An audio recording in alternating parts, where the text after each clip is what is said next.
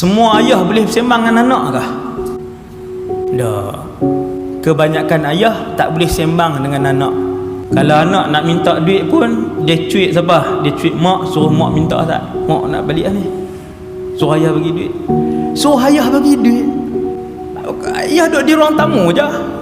Kita tak berasa besar bila anak tak berani cakap dengan kita, anak tak biasa cakap dengan kita, kita tak berasa yang tu kerugian besar.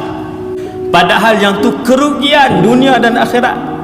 Sebab anak sentiasa menantikan sentuhan dan belayan kasih sayang ayah dia sampailah dia umur berapa puluh pun. Tapi sebab ayah bila dah dewasa sikit, umur 15, umur 16, ayah ni dah renggang dengan anak, tak pernah tanya abang, tak pernah sembang dengan anak. Anak berasa jauh. Bila pergi keluar dapat kasih sayang kawan-kawan, maka dia baik dengan kawan, dia lebih percaya dengan kawan. Bila ada masalah, dia akan luah dengan kawan, dia tak luah dengan ayah. Sebab ayah di rumah jadi panglima, nak senyum pun susah dengan anak. Hak nak jaga perenggan ayah dengan anak ni, ajaran siapa? Mengajar anak untuk menghormati dan berbakti dengan ayah dan ibu, hak tu ajaran Islam.